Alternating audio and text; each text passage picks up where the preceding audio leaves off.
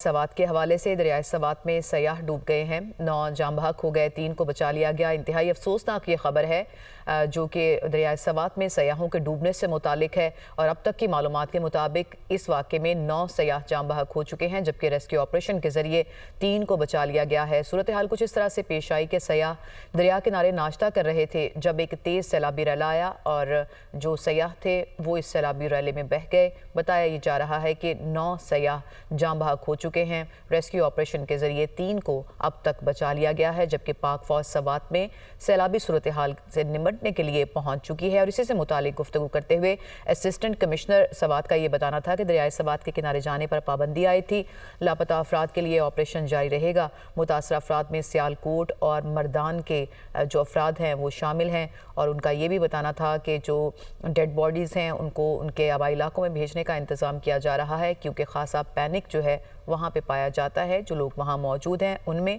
اور ان کا یہ بھی کہنا تھا کہ جیسے ہی انہیں اطلاع ملی انہوں نے ریسکیو آپریشن لانچ کر دیا۔ 19 سے 16 افراد کے پھنسنے کی اطلاعات ملی، 9 ڈیڈ باڈیز کو نکالا جا چکا ہے۔ ندا اقبال ہیں اسسٹنٹ کمشنر جنہوں نے یہ معلومات فراہم کی ہیں۔ انتہائی افسوسناک یہ واقعہ ہے جو آج پیش آیا ہے سوات میں سیاحت کے لیے جانے والے افراد کے ساتھ، اور بتایا یہ جا رہا ہے کہ ان میں سے جو یہ واقعہ پیش آیا ہے ان میں تعلق تھا ان کا سیالکوٹ اور مردان سے۔ افسوسناک واقعہ ہے جس کے نتیجے میں بتایا یہ جا رہا ہے کہ اب تک 9 افراد جاں بحق ہو چکے ہیں، 3 کو زندہ بچا لیا گیا ہے، اور مزید کی تلاش کے لیے ریسکیو آپریشن اس وقت جاری ہے۔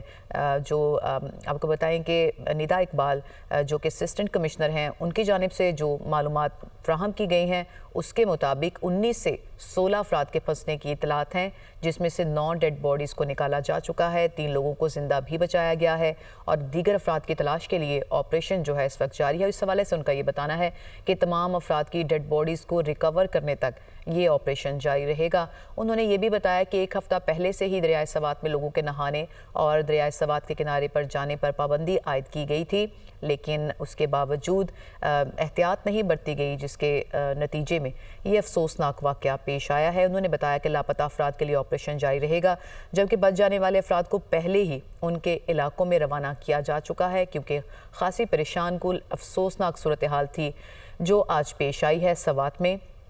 دریائے سوات میں یہ افسوسناک واقعہ اس وقت پیش آیا جب سیاح ناشتہ کر رہے تھے دریائے سوات کے کنارے، اور ایک تیز سیلابی ریلا انہیں بہا کر لے گیا، جس کے نتیجے میں 9 افراد جاں بحق ہوئے ہیں۔ اب تک جو ڈیڈ باڈیز ریکور ہوئی ہیں اس کے مطابق 3 افراد کو زندہ بھی بچایا گیا ہے۔ 19 سے 16 افراد کے جو پھنسنے کی اطلاعات بھی ہیں، یہ معلومات فراہم کی گئی ہیں مقامی حکام کی جانب سے۔